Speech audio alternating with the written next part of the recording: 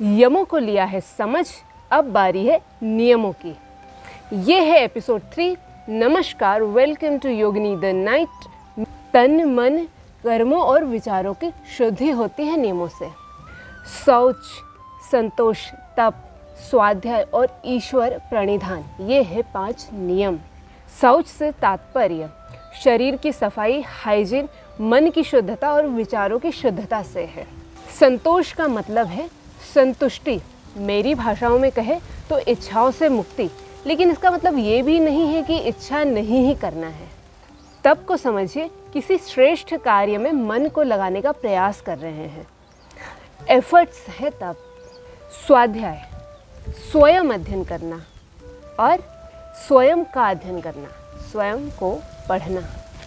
ईश्वर प्रणिधान, यह तो भक्ति है, समर्पण है।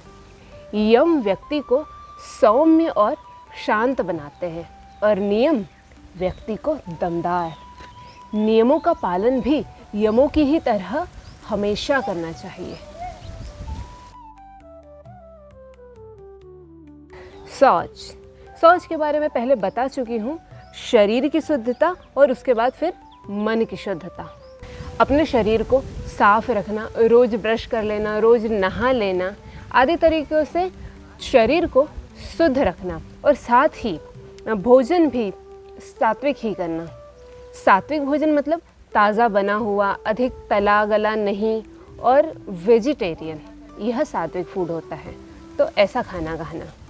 बेसिकली शरीर को बीमारियों से दूर रखने का नियम। दूसरा पहलू मन के विषय में, आपके विचार कैसे हैं, आपकी संगति कैसी है, कैसे दोस्त हैं आपके, कैसा कंटेंट कंज्यूम करते हैं आप। यदि आपके विचार, संगति, दोस्त और जो कंटेंट कंज्यूम करते हैं आपको मानसिक और बौद्धिक स्तर पर बेहतर इंसान बनाते हैं तो ठीक है, बढ़िया है, वरना त्यागने योग्य है, बदलने योग्य है। यही सोच है।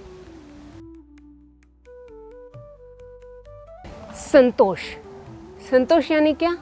जो मिल जाए, जैसा मिल जाए उसमें खुश रहना, है ना?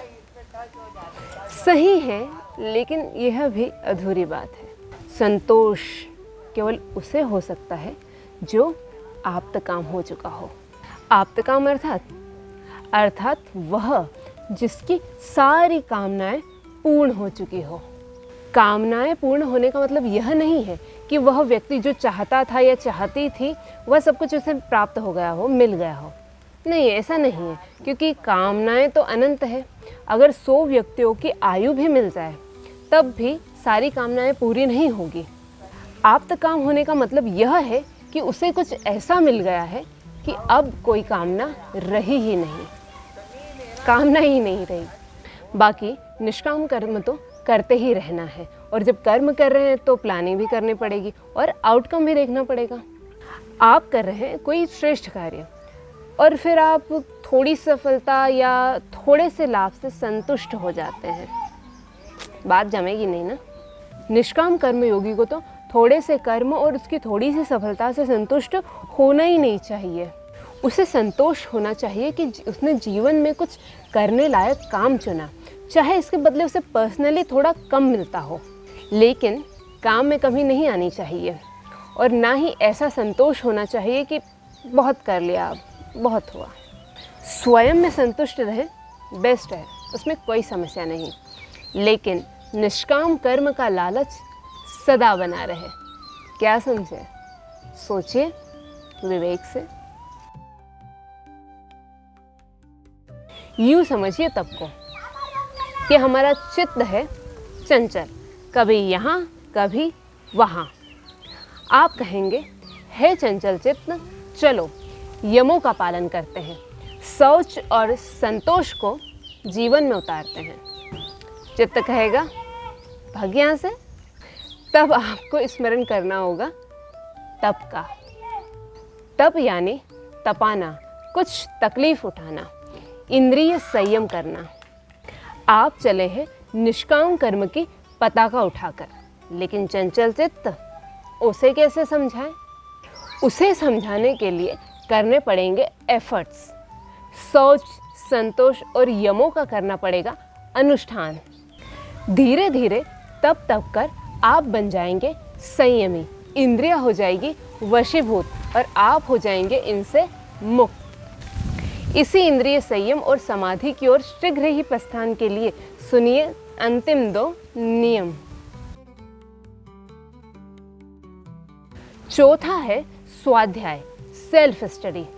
मेरे लिए स्वाध्याय के 2 पार्ट्स हैं। पहला है सेल्फ स्टडी, जो कि स्वाध्याय का अर्थ ही है स्व अध्ययन। चाहे स्क्रिप्चर्स पढ़े, सुने या किसी ऐसे व्यक्ति को सुने जो समझदार हो, जिसे बोध हो, उसे सुने, पढ़ें या फिर ऐसा कंटेंट कंज्यूम करें, तो इसे स्वाध्याय कहते हैं। स्वाध्याय रेगुलर करना होता है ताकि हम जो समझा जाना वो भूले नहीं। योग सूत्र में स्वाध्याय स्व को, सेल्फ को जानने के लिए बताया गया है, आत्म साक्षात्कार के लिए बताया गया है, लेकिन सांसारिक ज्ञान को पाने के लिए भी सेल्फ स्टडी उतनी ही आवश्यक है। दूसरा पार्ट है जिसमें मैं कहती हूँ स्व का अध्ययन, सेल्फ की स्टडी। ऑब्जर्व करना, प्रश्न करना और जो पढ़ा, सुना, समझा और ऑब्जर्व किया है उसका चिंतन मनन करना ताकि उत्तर मिल सके, सत्य का बोध हो सके। स्वाध्याय ज़रूरी है, स्वयं को जानने के लिए भी और संसार को जानने के लिए भी। पांचवा है ईश्वर प्रणिधान।